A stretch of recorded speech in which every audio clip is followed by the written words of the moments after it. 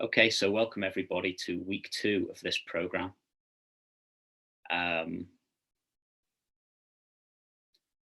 Some of you will have come to last week's, others of you will be joining us for the first time. So if you came to last week's program, then I hope that you managed to practice some of what we were talking about through the week, managed to become aware of your thinking a little bit more, and managed to notice what was going on with your feelings.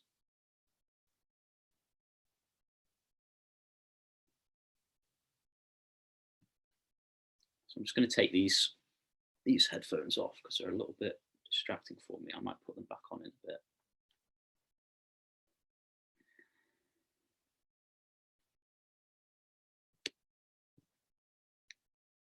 So what we're going to do today is we're going to start with a simple guided meditation. And I've taught this meditation to hundreds and hundreds of people. And people seem to get a lot from it. It's very, very simple, and it's a very easy way to start this process of transformation out of anxiety and back to peace, back to your true nature.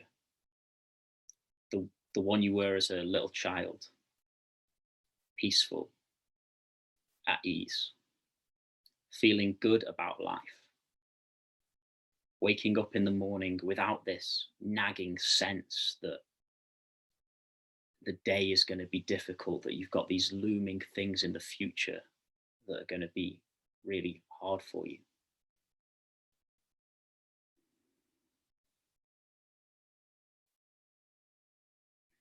So, as I said last week, anxiety is created both by our thoughts and our emotions, our thoughts and our feelings. If you didn't have any fearful thoughts moving through your head, you wouldn't be suffering. We can experience any amount of sensation through the body without it causing us suffering. It only causes suffering when it comes up into the mind. What I mean by that is we can experience the most intense fear in our bodies, the most intense panic, the most intense terror in our bellies, in our hearts. And if that fear in the body doesn't rise up into these dreadful thoughts in the mind, we won't be suffering. We will feel the pain of the emotion. We'll feel the density of that fearful energy, but it won't bring us up into the suffering. And the suffering is the reason why you've come on this call today. And it's the suffering which I want to help you to overcome.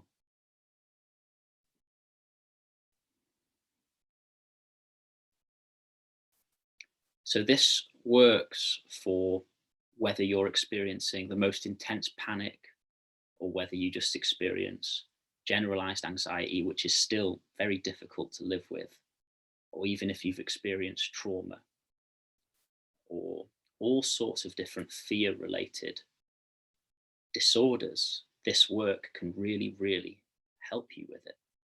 And not only does it help you with reducing and healing the symptoms that you've come on this call to try and fix, but also it can help you go through this incredible inner transformation.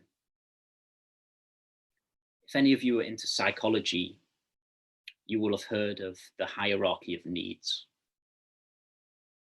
The hierarchy of needs is this pyramid of needs. And at the bottom are your very basic needs: food, shelter, safety. And then it goes up to relationships, sex, whatever the other needs are. And it gets to the top. And at the top of the pyramid, there's this thing called self-actualization. And self-actualization is a way of being which is much, much more, it's a much more joyful and contented way of being than if you're at any of the other levels on that hierarchy of needs.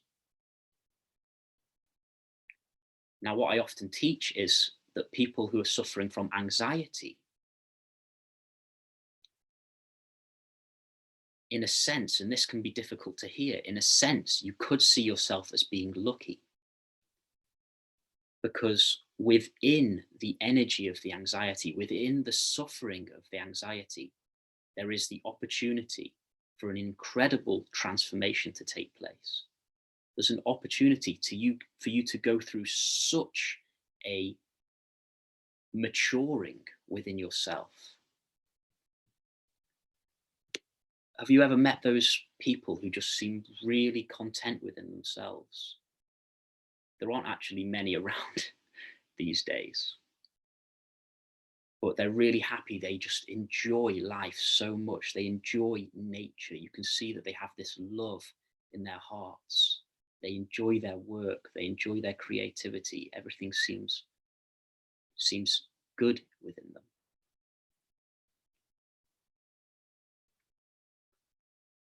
Well, my belief, and it's not just my belief, this has been widely studied, is that people who go through intense suffering, or people that go through any kind of suffering, and anxiety is suffering, are by far the most likely to actually come into an incredibly contented, mature, and really happy way of being. I'm going to get to the meditation soon, but I just felt like talking about this for a little bit.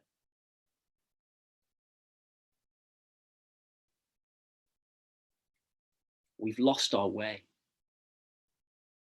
Humans have lost our way.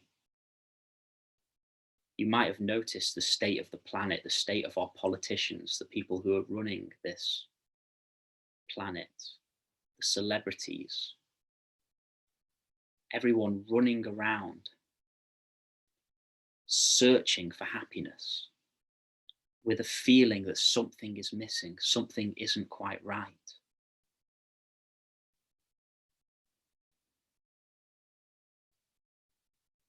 Looking for happiness in exciting experiences, drug experiences, alcohol. How many people are addicted? I heard a stat the other day. I think it was like, could have been 20, or it might have even been 40% of people in the UK. I'm not exactly sure what it was, but are on antidepressants. Something's gone amiss within the human mind. How many times do you chat to someone on the street or talk or meet somebody and they're just moaning about their lives? They're not happy. They're not happy. Children are not like this. Children are happy. They go through emotional experiences generally, but most children are happy, they're content. What's the reason for this? The reason is children haven't yet developed this continuous stream of thinking moving through their mind. Children are empty inside. More or less, they don't have anywhere near as much going on within their minds as adults. Whereas when we grow through the teenage years, we go through school, which is difficult. We go through these difficult experiences. We pick up these emotions in our bodies. Then what happens is, because the world is a painful place to be, because the world can be difficult and stressful, and it creates these painful emotions in our bodies, this fear, this anxiety, this stress, this anger, this shame. Shame is a big one in our bodies. That's too much for us to feel. So as we grow up through late childhood, through our teenage years, into adulthood, we escape into thinking and we develop this continuous stream of analyzing and thinking that just goes round and round in the head. And the trouble is, we believe that thinking to be who and what we are. And because the thinking is negative, we become very negative people. Now, for those suffering from anxiety, this has gone to an extreme. And I'm not saying that you're negative in a necessarily negative in a depressive way like that if you're suffering from anxiety, but there are painful thoughts moving through your mind which are causing you stress, which have caused you to come onto this call. And the way we find freedom from anxiety is by finding freedom from this continuous stream of fearful thinking, from finding freedom from our fearful thoughts. We don't need to change our thoughts. We don't necessarily need to create better thoughts, although that can have its place. What we can do is we can go beyond the thoughts. We can come to a place where there are just less thoughts, where we can step out of those thoughts. A fearful reaction can come up into your mind. You can see that you're being pulled into this fearful reaction. You can see that you're going to get caught up in it and it's going to cause you suffering.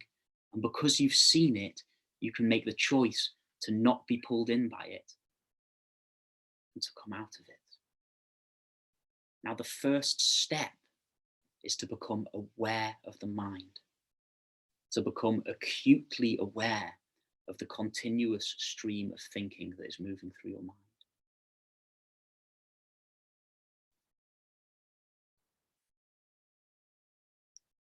You're not controlling your thoughts. You're not controlling the thoughts that are moving through your mind. They're just happening of their own accord. They're being driven by the fearful emotions within your body. The fearful anxiety that you feel in your body is actually fueling the fearful thinking, and the fearful thinking in turn then creates more fearful emotions in the body.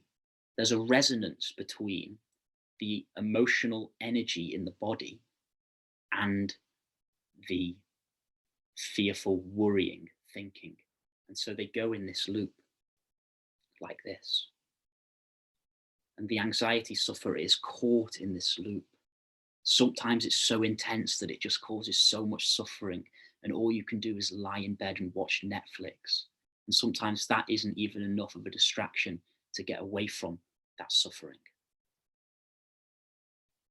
At other times, it's not so intense, it's not so acute, it's just there in the background, and it's just causing this slight sense of dis-ease, this slight sense that something isn't quite right, something is missing, I don't feel quite myself, quite content. You might even remember what it was like to be a child. Do you ever have childhood memories? I used to get this a lot. When I was really in a dark place, when I was completely caught in this anxiety, or even before I was going through that crisis period that I spoke about last week, just when I was a teenager, when I was growing up, I used to look back at childhood and think, I miss that. There was something special about childhood. Just sitting there playing with your toys.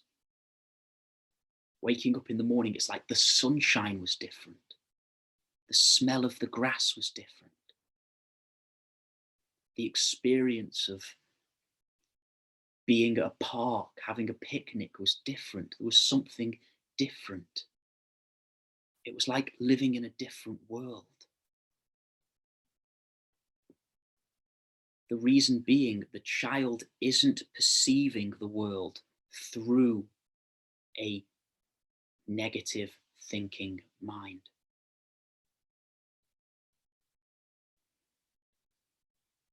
So I'll get back to my initial point.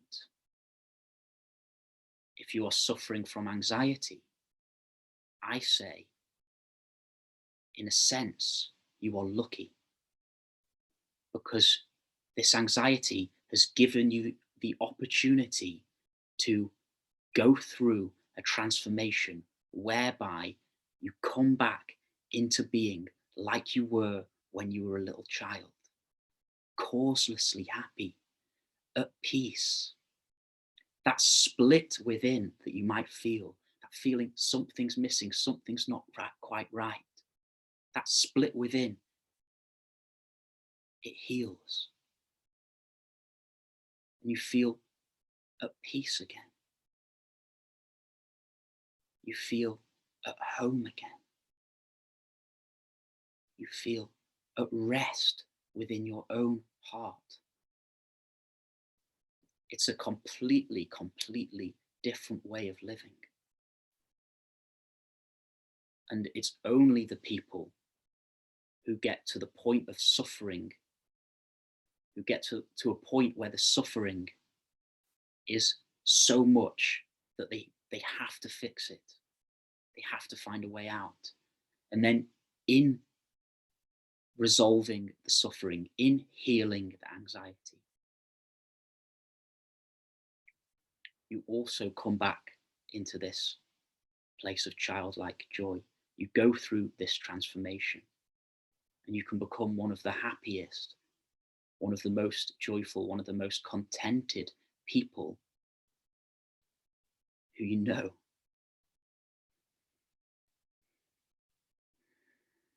Not only this, but most people that you probably knew from school or university or whatever are living their lives based on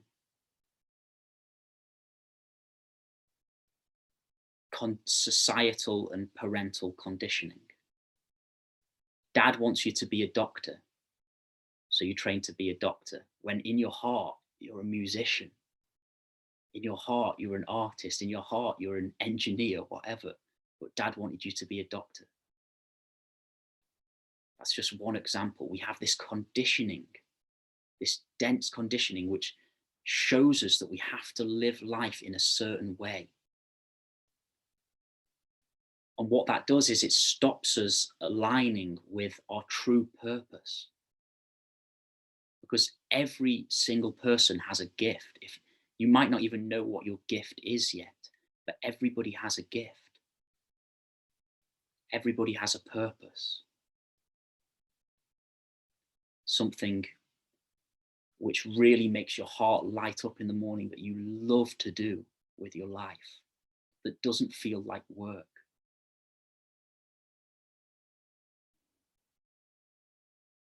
The majority of people do work. They work 9 to 5, 5 days a week, and they're not really enjoying that, and they're living for the weekend. That is no way to live. When this conditioning starts to fall away, which I'm going to go into talking a little bit more about how we can do that, when that starts to fall away, your true purpose starts to come into the world. But anyway, I feel like I've spoken a lot there. So what we're going to do is we're going to go into a very simple, gentle, guided meditation. So I can give you a little bit of a taste of how you can start this healing process. So take a comfortable position and you just sit as if you're watching TV. Obviously, don't lie down on your side. You know, don't be sitting there eating crisps or anything like that. But you just sit down. You don't need to be totally upright. You can kind of sit back like this. You can have your eyes open or closed, whichever you want is fine.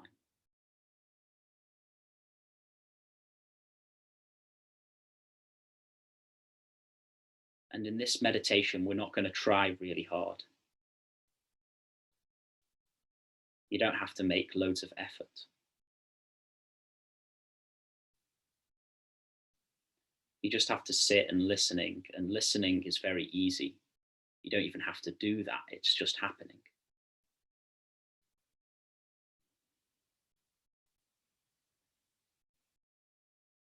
Maybe notice your breath in your belly. Maybe notice your feet on the ground.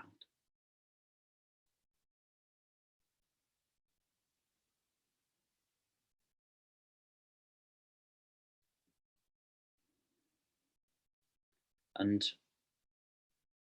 if you just look at the screen a sec, you put your hands like this, and you can place them on your lap facing upwards.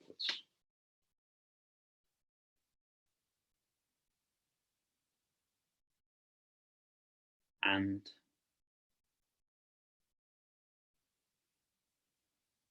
just give your hands your attention. You don't need to think about your hands to place your attention within your hands.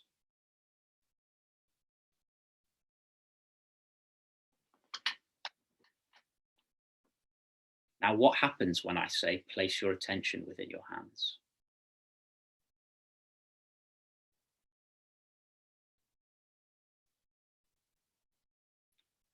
Maybe you notice some tingling sensations.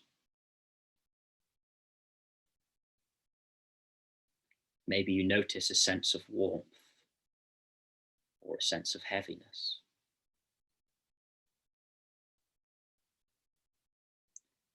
Some people say they notice an inner energy within the hands.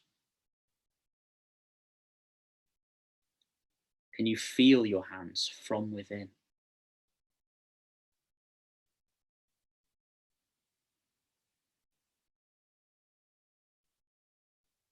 Now, it's very easy to move your attention just by me saying, notice your hands. Your attention, your awareness goes to your hands. Now, the more attention you give your hands, the more vivid they become within your awareness.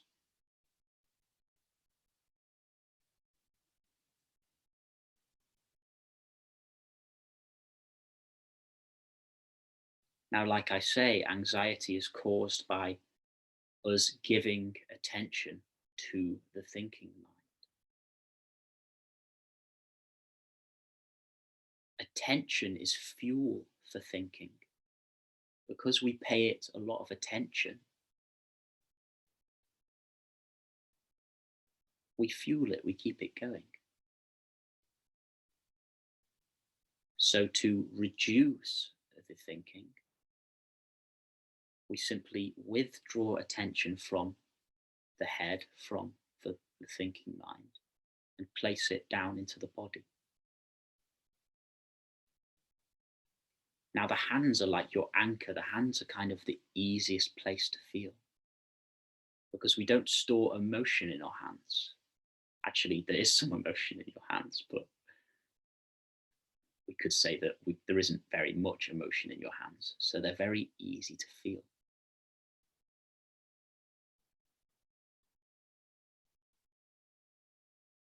Same with your feet. And right now, place your attention within your feet.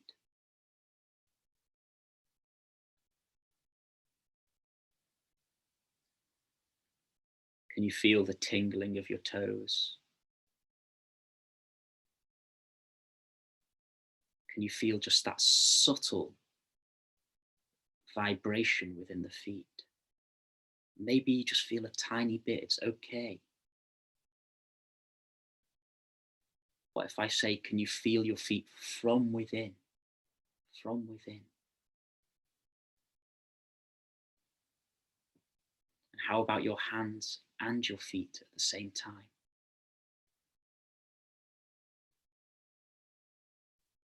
The more attention you give to your hands, the more vivid they become within your awareness. The more attention you give to your feet, the more vivid they become within your awareness. Now, some of you might only be able to feel the hands and the feet a little bit. And that's completely okay. That's a perfect place to start.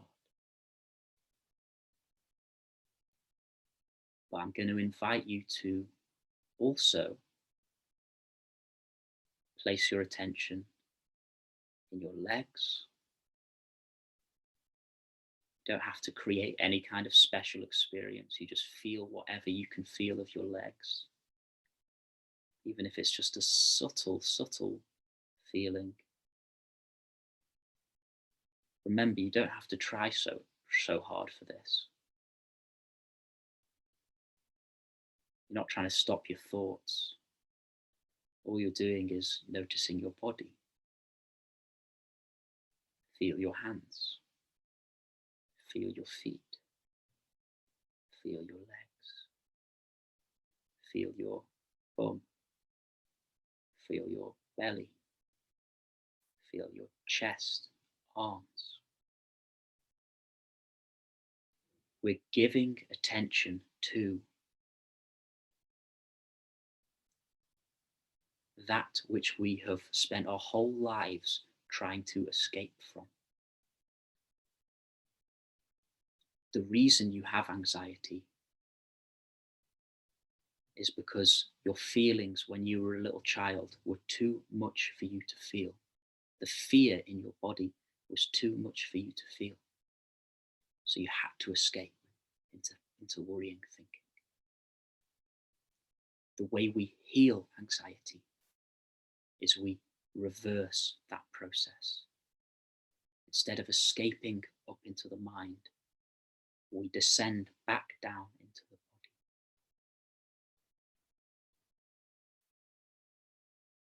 So I'll say again, we'll just do this for a little bit longer.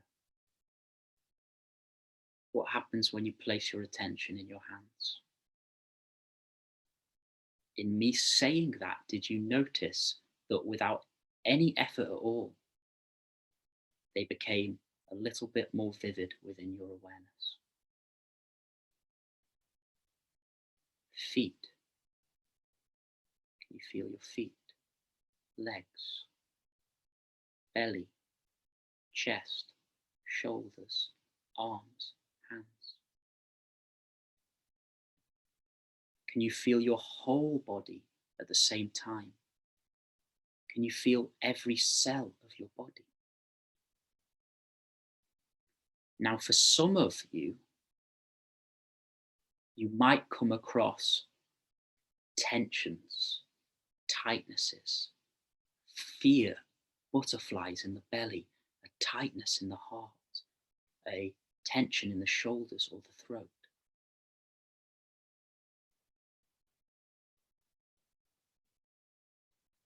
And that's okay.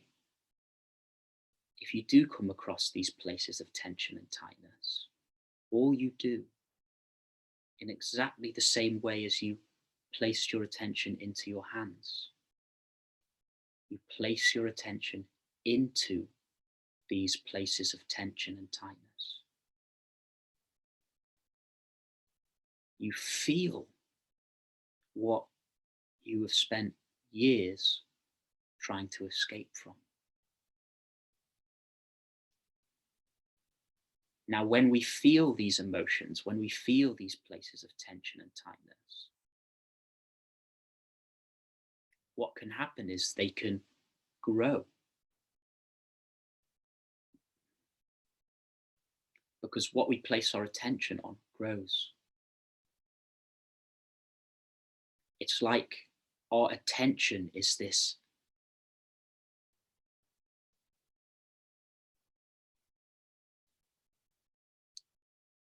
I'm going to use an analogy.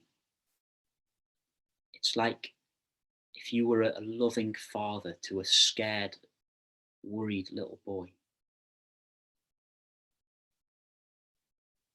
And they came up to you and they were always telling you that they were scared.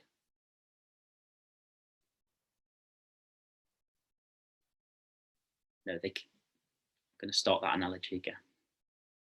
So there's this loving father, and this little boy comes up to him, and the little boy is scared. The little boy is scared, but he's not really fully expressing that fear. And then the loving father picks the little boy up, holds the little boy in his arms. And the little boy feels the father's attention, feels the father's love, and then starts screaming, shaking. The fear really starts moving. Now, if the father pushes the little boy away and runs off, the little boy isn't going to heal. But if the father keeps holding that little boy in his arms, kissing him on the head, telling him, it's okay. I've got you, sweetheart. It's okay that you're scared. I'm here. Then that little boy's fear will eventually empty out of him. In the same way, when we come back into our body like this, when we feel into our hands and our feet as the anchor, our legs and our arms can be the anchor as well. But then when we feel even deeper, we feel every cell of our body. When we feel into the emotions and we feel them, part of us will want to escape. It will want to come back up into thinking. That is conditioning. We've been conditioned to continuously escape from our feelings, to continuously not want to feel what we have inside. And when we were little kids, that was the right thing to do. These feelings were too much for us to feel. We had to escape from them. And that's where we developed this escape mechanism up into thinking. And then that just continued. We grew into teenagers. Maybe we went through traumas. Maybe we went through really difficult experiences, breakups, deaths, fearful things. And all of that emotion, we couldn't feel it. We learned from, we were so little not to feel our emotions, to escape into thinking. And it's just pushed us up into the mind, created this fearful, worrying, thinking mind. And now, as adults, with this knowledge, we have the opportunity to come back into what we have spent our whole lives running from. We have the opportunity to meet and to heal everything that we were unable to meet as children. And we can become the loving father to our own inner child. We can become the loving parent to our own repressed emotions, to our own fear. We can take the hand of the fearful one that we have inside. We can breathe into that child. We can breathe into our pain.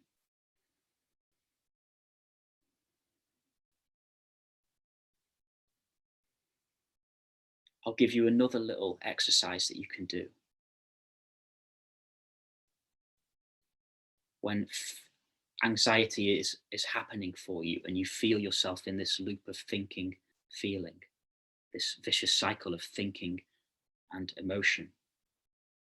Perhaps when you're going to bed at night, perhaps when you wake up in the morning, perhaps when someone says something to you at work and it really brings on anxiety, whatever.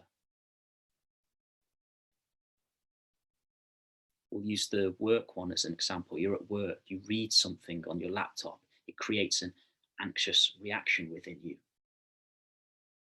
Okay, what do you do in that moment? Do you escape onto Facebook? Do you push the fear back down? Do you panic and just go into this loop of worrying? Well, I'll give you another thing that you could do. When that arises, you just see it. Oh, okay, fear is arising within me. An anxious reaction has come up within me. Already, you're more aware, more conscious of it than you were before. Okay, it's happening. This reaction's coming up in me. So what you can do, you can take yourself maybe to a spare room, even to the toilet, you can go in, sit down. Okay, feel into your heart, feel into your belly and breathe. Deep breaths. Deep into the belly. And you can speak to the pain that you have inside. You can speak to your own fear. You can either do this out loud or in your own head. Obviously, if you're at work, you might not want to do it out loud. But if you're at home and no one's about, you can. You speak to it. What would it need to hear? When you were a little kid and you had this, say you had this anxiety going on, what would you have needed to hear? What would you say to a little child who had that? Say you had a little brother, 10 years old, and he was going through that exact same reaction. What could you say to him? Now, you don't want to go into a big dialogue. You don't want to go into big explanations. That's what we do. That's what we do with this intellectual mind. So I'm going to give you a few examples of things you could say. You could feel into your body. You could just say, it's okay. You are safe.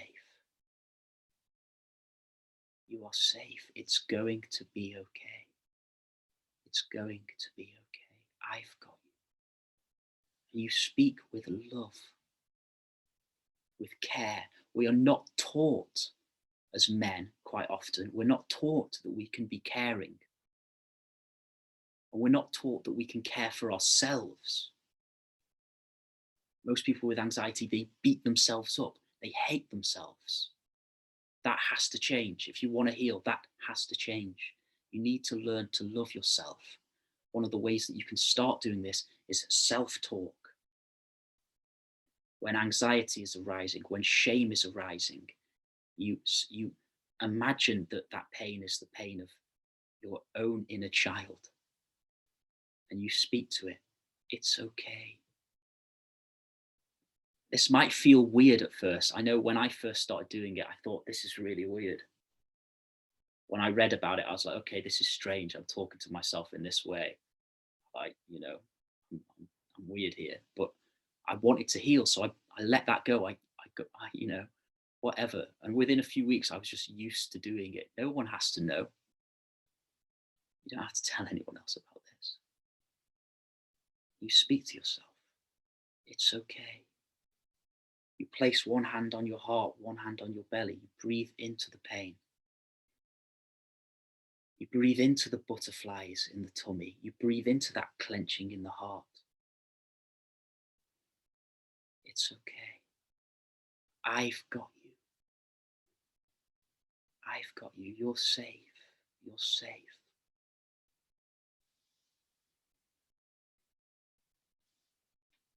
There's probably some guys on this call who are still at university. If you're suffering from anxiety, you might worry about upcoming exams. You might have a job interview coming up. Now, we're not taught by our parents, we're not taught at school that actually everything's going to be okay. You don't have to pass those exams to have a good life. It can help. You don't have to.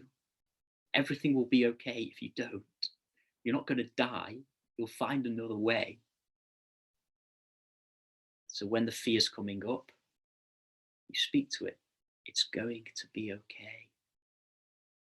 It's going to be okay. And you mean it.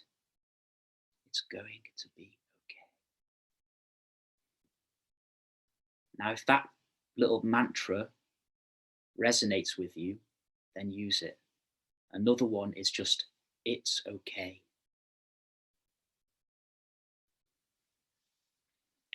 Because the reason that anxiety keeps going is because we're in resistance to it.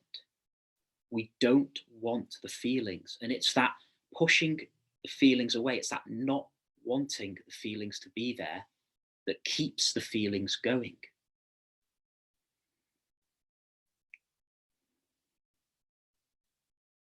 So how do we come out of a state of resistance to our inner experience? How do we come out of a state of resisting our anxiety? Well, we come fully into it.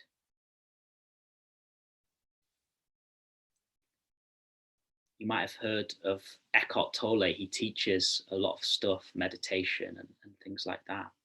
He's got a really great book called The Power of Now. If you want to read it, it's really good. He's got this little quote, and I'll just say part of it. It's full attention equals full acceptance. When you fully accept the fear within you,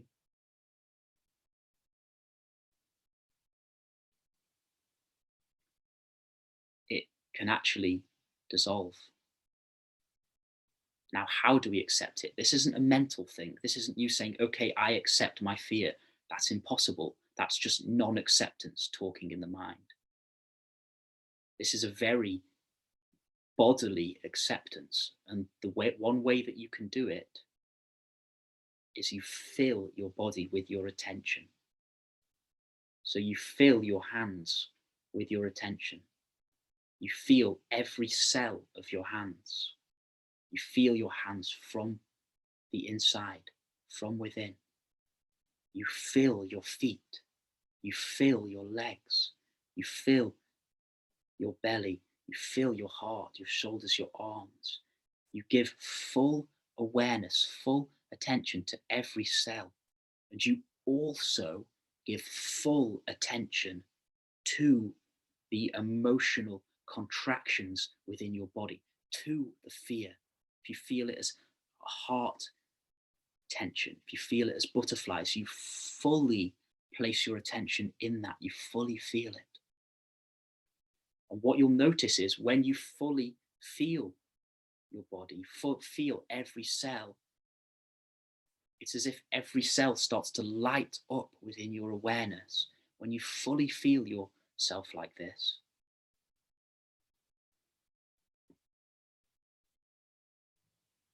the mind, it settles down. And you're no longer suffering.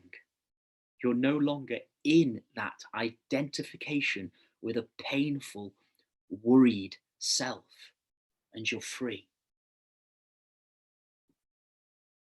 It's absolutely wonderful. It's absolutely wonderful to discover this, to go from being in a place of such fear, which I was suffering from trauma, panic, nightmares every night, panic every day, continuously caught in this worrying thinking. I couldn't escape it for a moment. I would wake up through the night. I could, when I discovered this, my God, wow. When I first started going from being in that loop of suffering to being aware of that, coming down into my body and whoosh, staying with it, staying alert, staying present, not being pulled into there. It felt incredible. Now I would rather be free than suffer.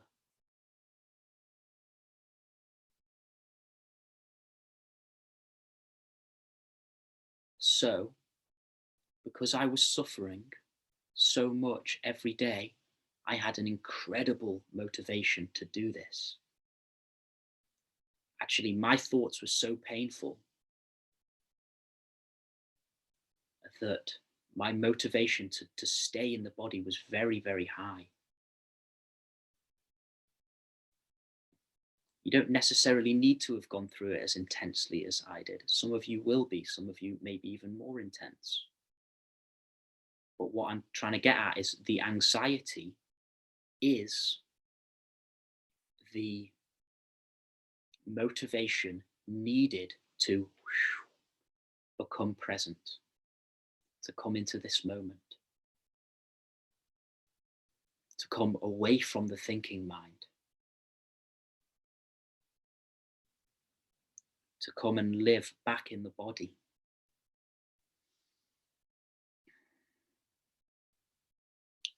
Like I said, when we're kids, we escape. And when we're teenagers, whatever, we escape from the body. We come up into the mind. We start living as intellectual beings.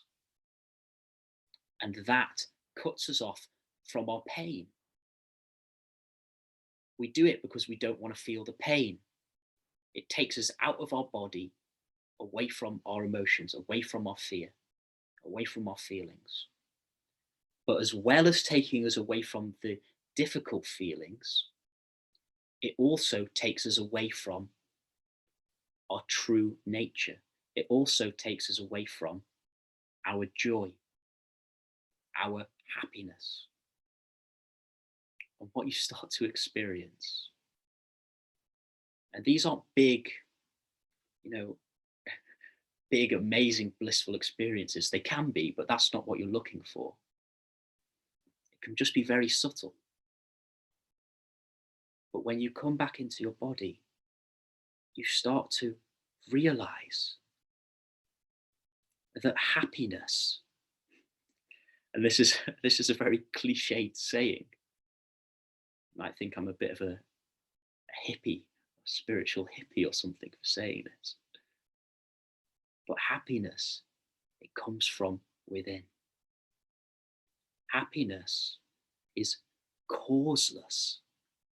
You can experience happiness without cause. I used to live in Japan. For a few months, I went to Japan. This was after I'd been recovering or trying to recover for maybe 5 years or so. I was in Japan and I was on a bus. And I've been practicing meditation for a while. And I was sitting on the bus driving through the mountains. I think it was snowing outside. It usually was where I lived. And I'd been really down, really afraid at this time. I had these fears going on. But I was really practicing this stuff that I'm teaching you guys. And I was sitting on the bus and I just started smiling, looking out the window. And then I started laughing. I was like, oh, what? Because what had happened was that split that I had inside, that me being always up here, it had healed. Not completely. It doesn't heal in just one big bang. This is a process. But I had come back in touch with my feelings. I had been feeling my feelings, my fear, and I'd been feeling into my body. And so I was put back in touch with my natural causeless joy, which we all have. We've just lost it. We've just lost touch with it. Children all have this. Children wake up in the morning, you see them, they're bouncing around, their bodies are full of joy, they're feeling it. They don't think about it. They don't think, oh, I'm feeling joy in my bodies. It's just there. It's the same with dogs. Dog wakes up in the morning completely happy. Why? Well, a dog isn't caught in a psychological um, experience. A dog isn't thinking worrying thoughts. A dog's attention isn't up here, completely out of the body. A dog doesn't have that, so their attention is naturally spread through the body.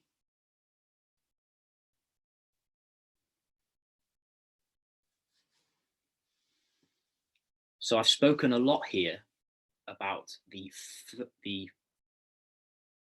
I don't like to say first and second. I speak of two approaches, and it's not like they happen in any order. One approach is the coming back to the body. And they complement each other, these approaches, by the way. And whatever resonates for you, you can use. This is what I've been speaking about with regards to the body. If it resonates with you, then you use that. If something resonates, and you get a sense like, yes, that could work for me, and you start to use it and it starts to work even just a little bit, then just keep going in that direction. But don't necessarily believe what I say. Test it out, try it out, practice it, and see for yourselves. The second approach is simply to notice more and more what is moving through your mind. Notice the reality of your thinking mind. Notice the reality of your anxious, worried mind. Notice that that isn't what you are. That is a movement happening within you. It wasn't there when you were a little kid. It wasn't there when you were a baby. I'm not sure when it started to come in for you, but it wasn't there when you first came into the world. It came into you through being in this world. The baby is so open. They come in, you just see them, their awareness is open. They're free. Yeah, of course, they cry, whatever, they go through their emotional experiences. But that comes and goes. The baby is free. A certain time comes when we develop this thinking mind. And for anxious people, the thinking mind becomes just too much to bear. The moment comes where we have to see it for what it is. We've become identified with it. We believe ourselves to be that. And almost everybody on the planet believes themselves to be their thoughts. When they're angry, they say, I am angry. They don't say, there is anger moving within me. I'm having angry thoughts. There's angry emotions happening within me. I am angry. I'm the angry one. When they're fearful, I'm the scared one. No. Fear is moving inside of you.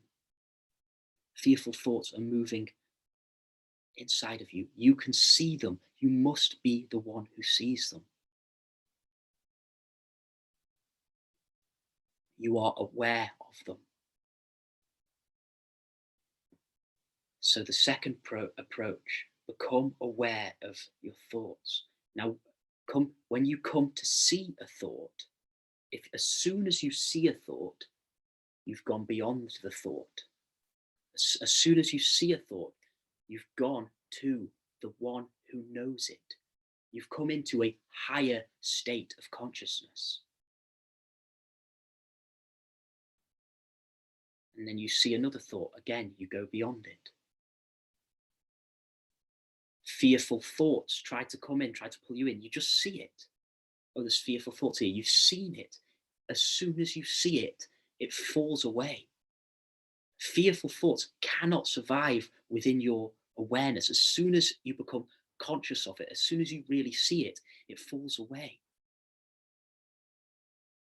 It's the light of your awareness which is going to bring you freedom from anxiety. It's the light of your awareness that's going to bring you freedom from this fearful, suffering mind.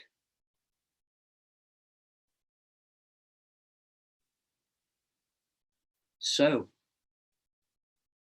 as much as you can through the day, be undistracted. Don't go on your phone when you're waiting for the bus. Don't put the radio on when you're driving your car. Instead, use that as an opportunity to come to really see the reality of your anxious thinking mind. And not just your anxious thinking mind, but your thinking mind in general. Come to see that there's this voice in your head continuously telling you things, most of it negative. And that negative voice is the one that is creating all your suffering. That negative voice is the one that's causing all of your discontent. And when you start to see it and you start to go beyond it, it all falls away. It starts to fall away. And you start to become more and more free, more and more at peace. Because your innate nature, the one you were when you first came into the world, when you were a little baby, when you're a 1-year-old baby, you're sitting in your pram, your innate nature is peace. Now, some babies might have come into the world and straight away there was a lot of cruelty that happened to them, whatever. In that case, the peace might have been veiled. But for most of us, we have years of being in this space of awareness, space of peace, before the mind starts to come in. You start to give it more and more attention. We become more and more identified with it. It closes down, it clamps down, and we become this tight, like suffering person. Okay? See that one. See that one. And you can go beyond it. Come to know the awareness within which that thinking mind is appearing. You are aware of your thoughts. You can even do this as a practice. When you notice you're being pulled into worrying, you just say to yourself, I am aware of worrying thoughts. There's a big difference there between being caught in and believing the thoughts to I am aware of worrying thoughts. They might not necessarily fall away straight away, but at least you're not completely caught up within them. And over time, the more you practice this, the less and less power those thoughts have over you. Because right now you are being, those thoughts have power over you. Those thoughts are creating this suffering within you.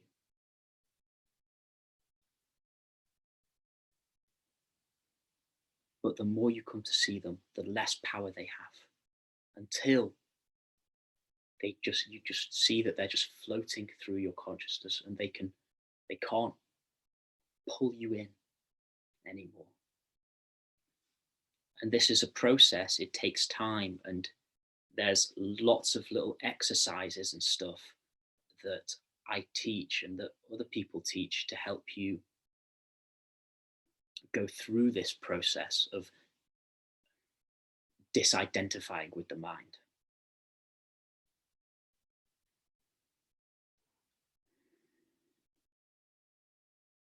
Okay. So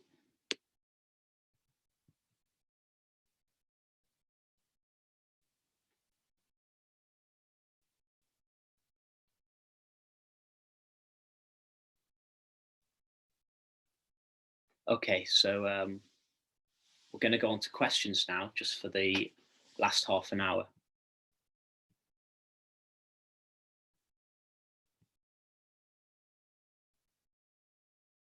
So before we go on to questions, I just want to let you know that we have if you're resonating with this, if you're understanding this, if it's making sense to you and you really want to go through this transformation,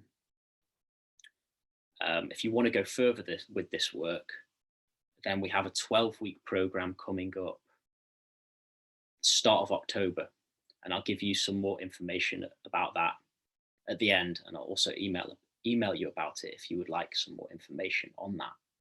But that's designed to really give you a full and thorough understanding of this work, and to really help you just go through this transformation, and it can really work. And also it gives you lots of little tools just to soothe and heal that anxious nervous system. Lots of meditations, the opportunity for sharing with other guys as well, if that's something you feel comfortable and open to doing. Um,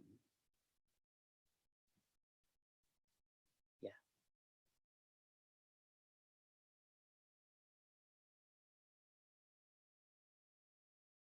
Okay, guys.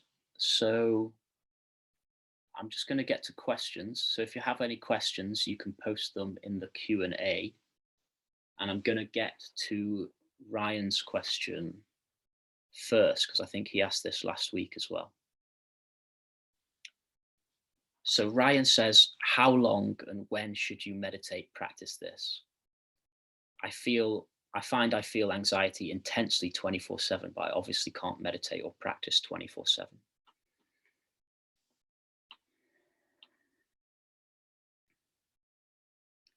Okay, so what happens is there's there's there's two things that you need to that I suggest you do.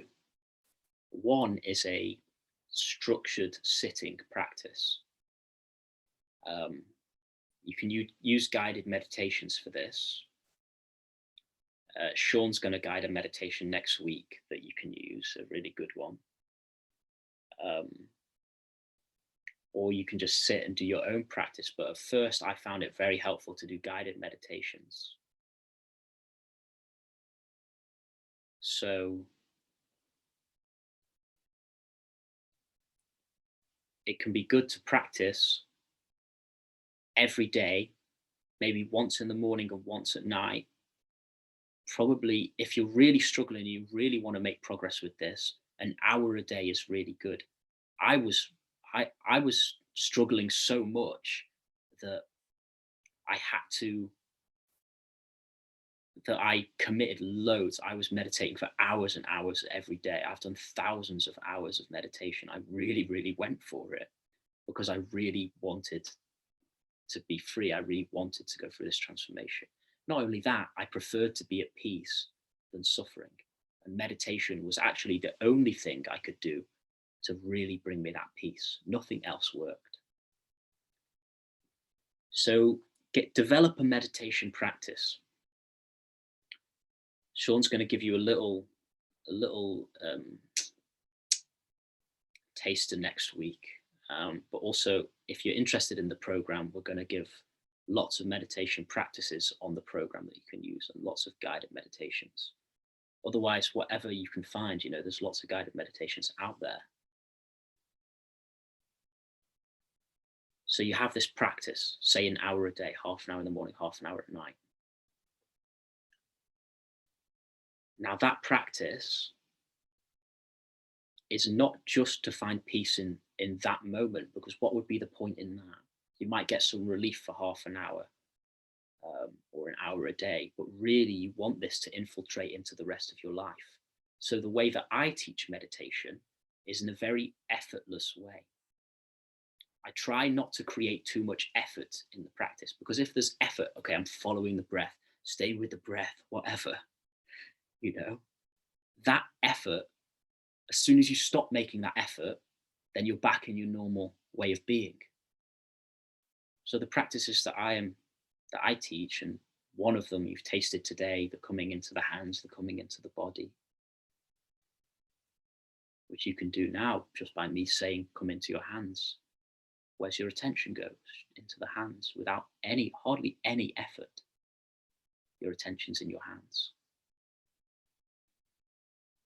Now, when your practice is effortless, or at least doesn't use hardly much effort at all, then the peace that you start to experience in meditation, it infiltrates naturally into the rest of your life.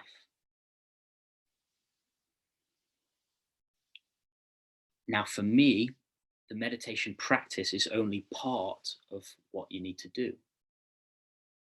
For me, actually, the more important part is to practice what I've been speaking about through the day as and when these fearful reactions arise.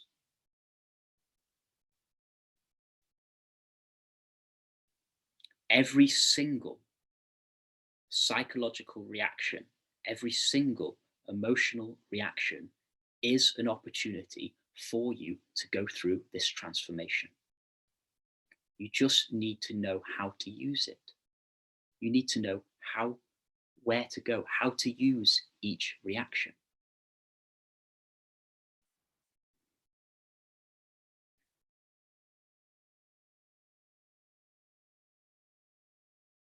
So if you're suffering 24/7, yeah, practice as much as you can sitting down, and that will infiltrate into everyday life.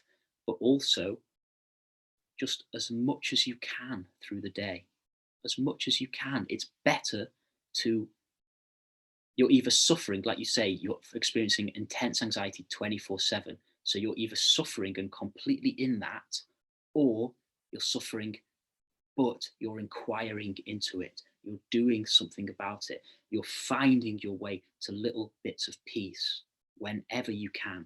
Even if you're at work, you're on your computer, you take a moment to stop, look around the room, notice your thoughts, come into the body. This, for someone who's experiencing anxiety 24/7, it must be intense. You must have a lot of motivation to be free. That must create a lot of motivation to be free. So, in a sense, you're lucky because you have this continuous motivation to go beyond the mind, continuous motivation to go through this transformation. So, use it. What if this anxiety is actually a gift? A gift to help you go through a really amazing period of growth so you can so you can grow into adulthood, into grow into the rest of your life really a wise, peaceful, loving, caring, content person. We must make this switch within our mind out of feeling like we are a victim to anxiety, out of feeling like it's something that's happened to us that that we just have to get rid of, that it's horrible, it shouldn't have happened. Yes, I agree, it's horrible. Yes, I agree, it's really not nice to live with. But if you can make this switch in your mind and start to see it as a gift, something that's been given to you to help you go through a transformation and really come back into your heart so you can become a person who is really living from their heart, a man who is really living from his heart. And as you grow, if you practice what we're talking about, if you really take it on board, make it a big part of your life, as you grow through the months, through the years, you'll just with each year become more at peace, more happy. And you'll be one of these old people who's sitting on the park bench, feeding the pigeons with just complete peace within your heart. And you'll die happy. And you'll have an amazing life, an amazing, rich life. This is the opportunity that anxiety affords.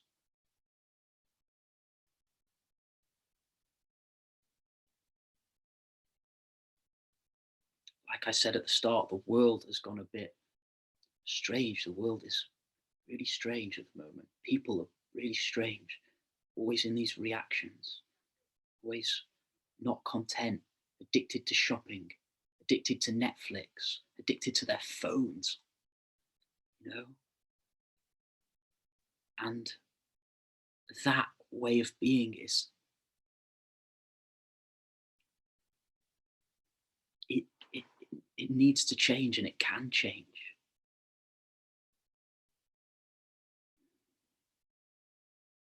And you can be one of the people now. Your anxiety is driving you to become one of the people who actually steps out of that way of being, steps out of this way of being, which is greed and fear, and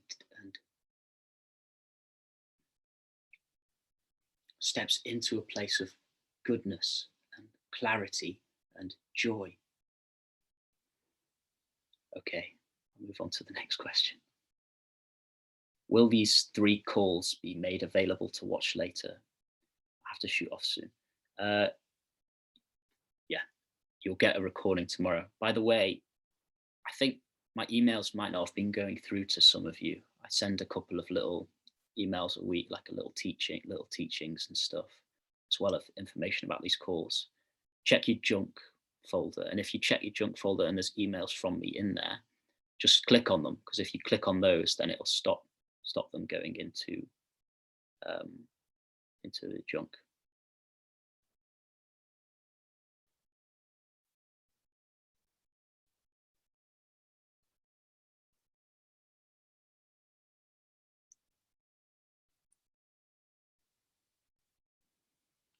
Fear of fear.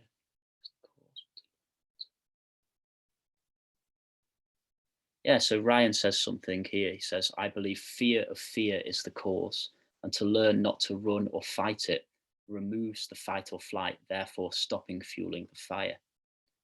Yeah, perfect, man. We're afraid to feel our fear. We're afraid to feel the fear in our bodies. And it's the fear of the fear which keeps us running from it, running into the mind, or running onto Facebook, running into whatever our addictions and distractions are, Netflix, running. The anxiety sufferer is continuously trying to escape from it. They're afraid of the fear. And it's through coming back into the fear, through facing the fear, that we become free of it. And fear, when you really come to face it, when you really start feeling it, bit by bit, getting more and more used to feeling it, you realize it's just energy. It's just energy. There's nothing to be afraid of. The thoughts are scary. When it rises up into your mind, that is not nice. But just the energy of it, even if it's intense panic, I've felt many, many times intense terror and panic moving through my body. But because I've stayed with it and it hasn't taken me into where it could, into this horrible mind place, I'm not suffering. I can be at peace, completely at peace, even joyful and happy with panic moving through me. I can be having a conversation with somebody. It can be moving through me and they wouldn't even be able to tell, because I'm just there with my awareness, meeting it with my awareness. This takes time. The more we practice coming into the body, the more we practice stepping away from our mind, the more and more conscious we become. And we actually start to become more and more unmovable.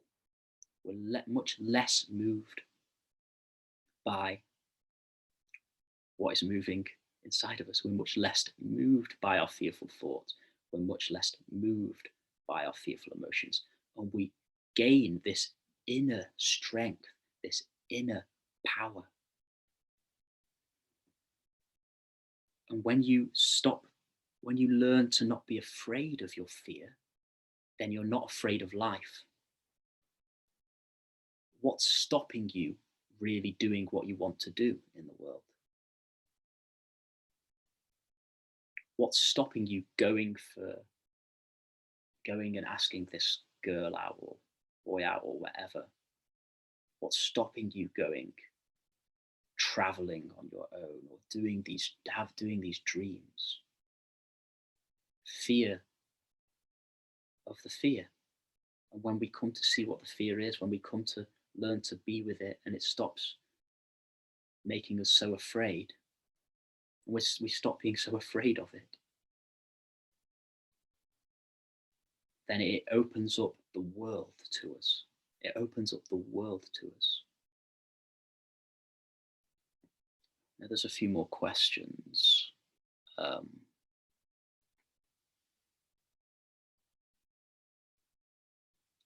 So, okay, something's come to me to talk about, but I might have to save it till next week because I want to get through to these questions. Um, yeah, I'm going to save that till next week. But,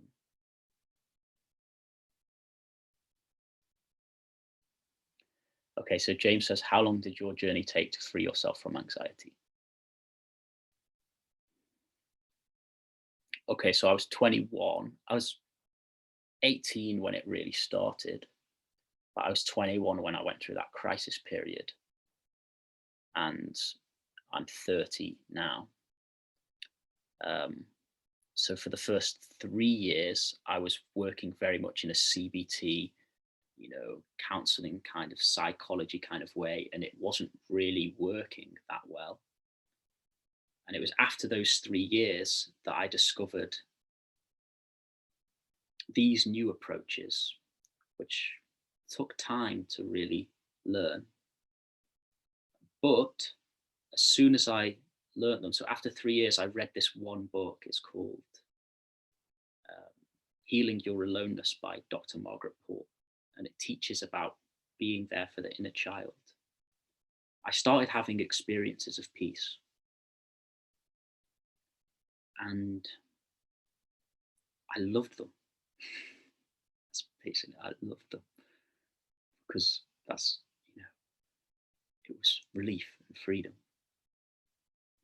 And then really, it's just been a gradual process ever since um, with lots of learnings on the way, and I've been with lots and lots of teachers. So it's been a gradual process over, I'm not sure, 5 or 6 years or something. But I started to experience freedom straight away after I started learning these teachings. And there's people who were on the program that I taught last in May who've gone through this transformation within 12 weeks. Obviously, they've still got more work to do, and you're not going to be fully healed and fully free within 12 weeks, but they've been through big shifts within quite a short space of time. And it just depends on a few things. In my case, I had a lot of trauma and a lot of intense suffering, so I was very, very motivated. That was really good because it meant that I made quite fast progress, actually. I was very committed, but it also took longer than somebody who might have had less intensity within them. If you have less trauma and you understand this and you commit to it, then it can take less time. So it's different for everybody. Some people go through a shift very, very quickly. Some people, it takes longer. It just depends. And either way is completely fine. Don't put any expectations on yourself. And I wouldn't ever suggest an amount of time that it might take for you to go through this. It's actually impossible to say.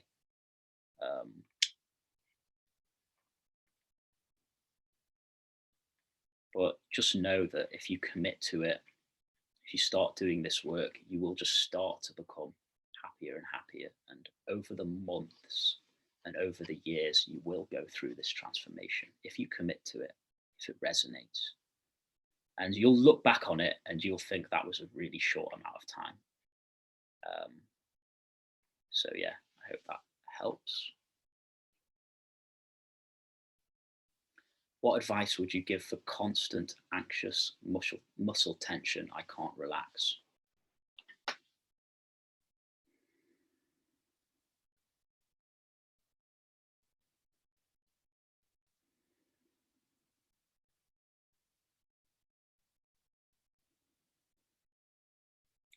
Okay.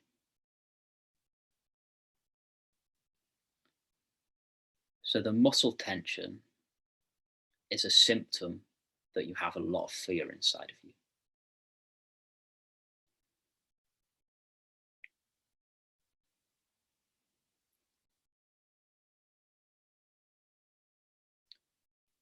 So What you could do, I'm going to give you first, I'm going to give you a little exercise you can do. And then I'm going to give you some more advice on how to move forward with this. So this exercise might not necessarily work. Certain things will work better. I can't give you all of the exercises or methods that can help this right away. So I'm just going to give you one, and you can test it out and see if it works. Or you can always come back next week and ask again if you need something else, if you want another one of the exercises, or on the program if you did want to sign up. Then yeah, you'll get loads. But yeah, so if you lie on your bed, not right now, but when you get a chance, lie on your bed, close your eyes, put your head on the pillow,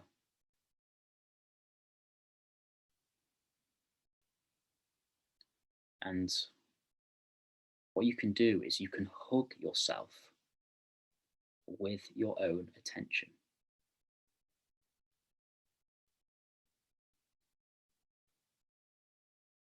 Now, if you had someone unconditionally loving who you trusted be there for your pain,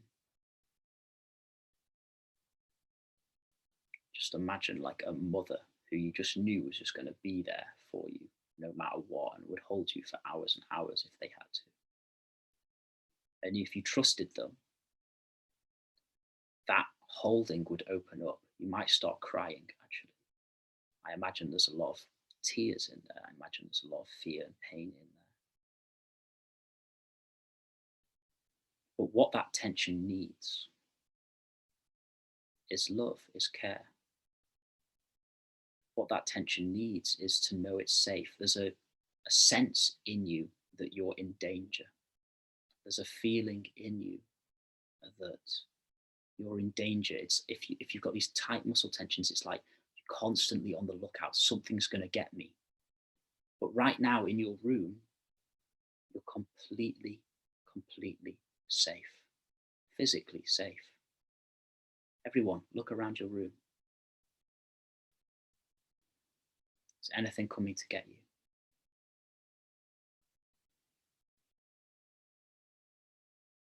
You are safe.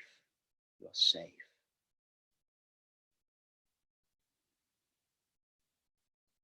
So you lie on your bed in your safe room.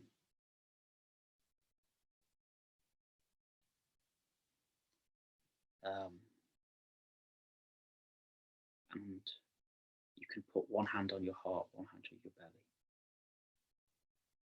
Or you can just hold yourself like this.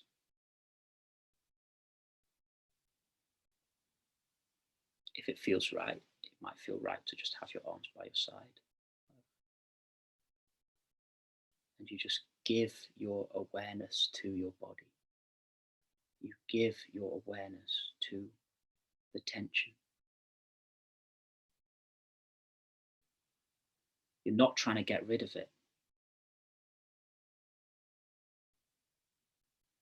All you're doing is giving it your attention. Wherever the muscle tension is, you just fully place your attention in it. You try and experience it more. Let it come closer to you. You can even speak to it and you can say, you are safe, or we are safe, or it's safe, whichever resonates for you. You just breathe into your heart. It's safe, it's safe. It's okay. You are safe. You are safe.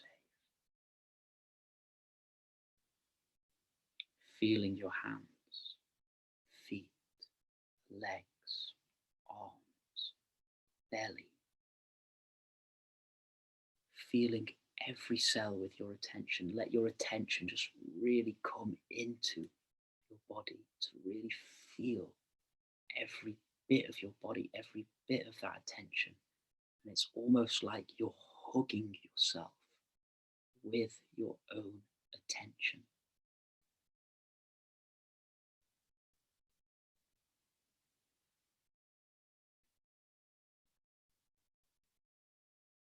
There is a scared one inside of you. And that scared one needs your love, needs your care, needs your attention.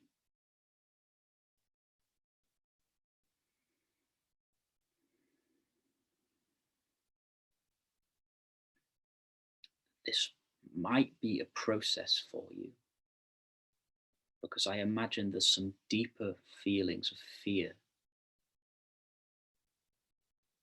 that need to come out. You might actually need to cry. You might need to scream at some point. Maybe not. But there's fear in you, maybe deep in the gut, that needs to come out. And it needs love. It needs care. You can give that to yourself, but I also suggest you find, if you can, people to share with who are caring, who will care for you. A counselor who really cares, who you can talk to, start to express what you've been through. I'm not sure what you've been through in the past. Maybe you've had difficult experiences. It's important that we talk about these difficult experiences. It's important that we talk about everything that happened in our past that really caused emotions to stay stuck in the body. When we start to talk about it and cry about it, it can start to release. And tears might come at some point, and if they do, that's great. You just let the tears flow. And this will be a process of, over time, over the months, maybe over the years, slowly learning to love yourself again. Slowly learning to heal that scared child within you. And coming back to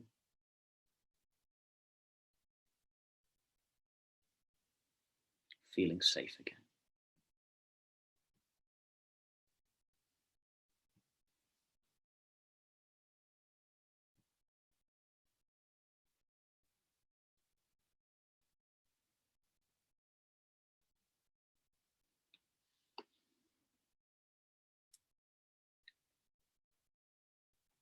Okay, so it's the end of the call. What I'm going to do is I'm going to stay for 5 minutes more just to answer these last few questions, but we'll call it there if people need to go. And I just want to, say that you're all welcome to join me next week on Wednesday. And for the final call, I'm going to be answering all your questions. There's going to be another meditation lesson. And also, there's a session on Saturday, the 3rd in the morning with Alex Watson. He's an anxiety coach and he's an amazing teacher. And he's going to teach a bodywork session, which you'll get more information about. I'll tell you a little bit more about it next week and I'll email you about it. And also, you're very welcome to join the program that starts in October. And I'll send some information out about it tomorrow. Remember to check your junk. It's a really just a beautiful process that takes over 3 months. We'll finish just before Christmas. And you're very welcome to join us. We'll be meeting. It'll either be every Wednesday or every Thursday evening. And you get lots of little video lessons through the week, homework exercises, the option to join sharing circles every week run by this amazing guy called Tom, where you'll get to share with other guys, share your experiences. And it's just a really, really great program. The guys last time just got a lot from it. So I'd highly recommend, if you can and you want to, if you resonated with this, that you join us. And Otherwise, yeah, I'm going to get to these final three questions quickly now. Just going to go over a little bit. So you can either stay, or if you really need to get off, then you can get off. But yeah, I'm just going to go through these ones quickly. Um, okay, Chris, I do quite repetitive, tedious work in a factory for a long period of time every day. And my mind ruminates quite a lot when I have no one to speak to or have to change an environment. How do you gain control of negative thought loops? It's so exhausting. Okay, so you're actually doing the perfect work for practicing this. It's repetitive, tedious. I've worked in a factory before. I worked in a sausage roll factory. I was just moving sausage rolls from one tray to another. And it was really, I get it, man. I was doing 12 hours a day doing that. It's really tedious. But you also have a lot of space to see your mind. So use it, man. You've got, I don't know, maybe 12 hours a day, however long you do. All those hours every day to practice this. You're in the perfect situation to practice everything I've been speaking about. It's exhausting being in your mind. So use it as an opportunity to find a way out of your mind. Use it to really come to see the negative loops. You're doing your work, yeah? Moving whatever you're moving in the factory, doing whatever you're doing in the factory. At the same time, let that happen on automatic. It must be automatic by now. At the same time, come to see your thinking mind for what it is.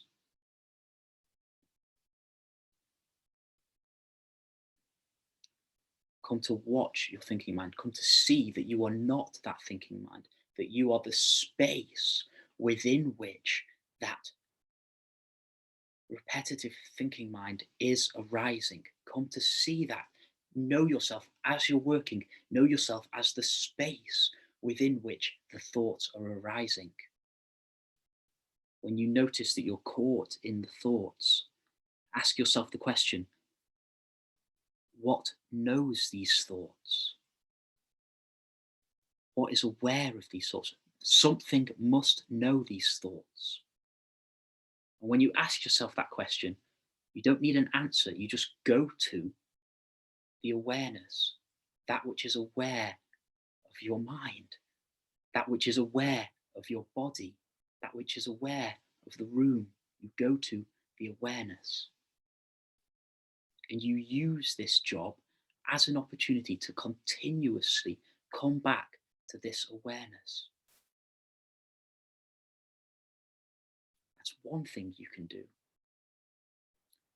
I'm not sure if you can listen to things. Maybe you could just listen to this tape, these recordings you've got, and listen to it while you're working, and really try and practice it at the same time.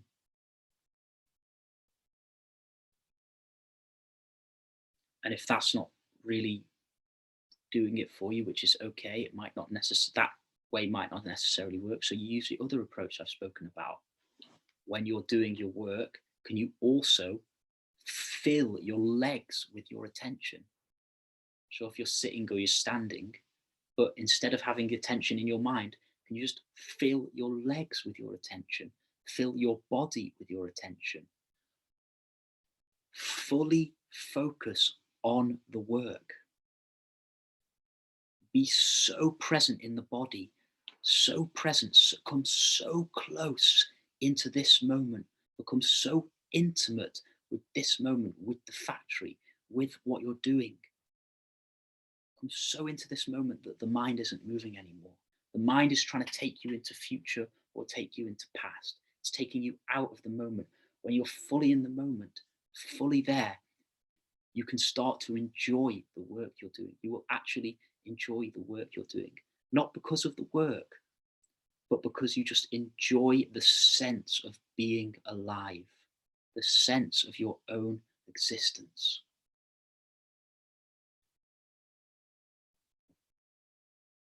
So use this as an opportunity. Um,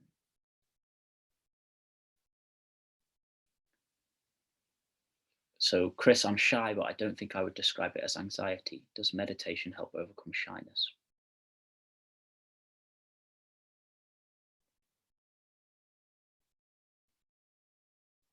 I would say yes. Yeah, it does. So, what I would suggest to you, first of all, do you want to not be shy? If you want to not be shy, then there's something you can do about it. You can overcome it using meditation, using what we've been speaking about. But also know that there's nothing wrong with being quiet and shy if that's your nature. I was very shy, but I didn't want to be shy. I wanted to overcome it. And so these techniques worked for that. Also, the more you heal the pain and move the pain inside, the less shy you'll become, the more confident you'll become. There's lots we can do to work with shyness. I can't get too into it now. But if you want to come back next week and ask a question again, then we can talk about shyness again. There's lots we can do. But for now, I would say, to give you a little practice, come into the hands like we did. And when you're in a social situation and you're shy, actually, I'd say it probably is anxiety in a way. Um, Maybe not in the way I've been describing it, but it's probably is some sort of subtle feeling of anxiety. So just come into your hands, feel your hands, be in your hands, your feet, your legs, your arms, be in your body whilst in conversation. And then what happens is you're having the conversation, you're in your body, and you're not continuously getting thoughts that you're saying the wrong thing, doing the wrong thing. What am I doing with my hands? Whatever. All that stuff isn't continuously coming in. And then you can be much more comfortable in the situation. So, right now, feel your hands. And as well as feeling your hands, look around the room. Be in your body and look around the room. You don't have to take attention completely out of your body to look around the room. You can look around the room and have some attention in the body. So when you're talking to someone, have some attention in the body whilst you're talking to them.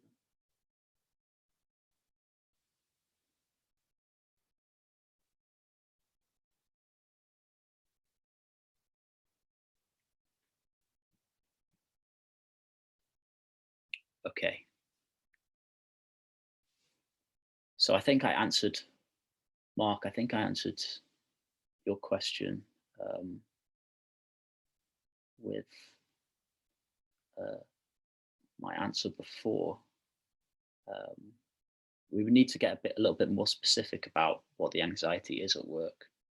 But I'd say feel free to come back next week and ask the question in a little bit more detail. Or you could always post it on the Facebook group, and I can answer it a little bit more there. But I would say just practice what we've been doing, what I've been speaking about, as much as you can whilst you're at work, and also take little breaks to go and maybe sit in the staff room or in the toilet to meditate, come into your hands, come into your body, feel your feet on the ground. This will all help with calming anxiety at work. Yeah. Okay, so I'm going to answer this final question. My anxiety is particularly bad if I get hungry. Is it better to satiate, I think that's the word, my appetite and prevent panic, or try to confront, explore this, comfort crying child?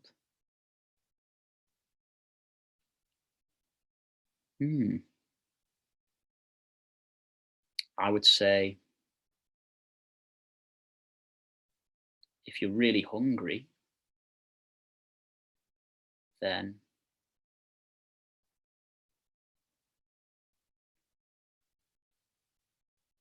there's no harm in eating to prevent the panic. If it's coming from a place of wanting to nourish your body, needing to nourish your body. But if it's coming from a place of wanting to numb yourself from the anxiety, wanting an escape from the anxiety, then I would say not to do that and instead to do what we've been speaking of. And also, you could use this as an experiment. Allow yourself to get hungry and see what happens when you're hungry. See what happens if, as the panic's arising, you use this as an opportunity to really practice comforting the crying child, doing what I've been speaking of. And be with that for as long as you can. And then you've always got the food there. Have the food ready, and give 10 minutes, 15 minutes or 20 minutes or whatever to comforting the inner child and relaxing your anxiety as best as you can. Okay, guys, I'm quite tired now after that, so I'm going to leave it there. But yeah, thank you so much, everybody, and I will catch you next week. Okay, take care. Thanks so much. Thank you, Jake.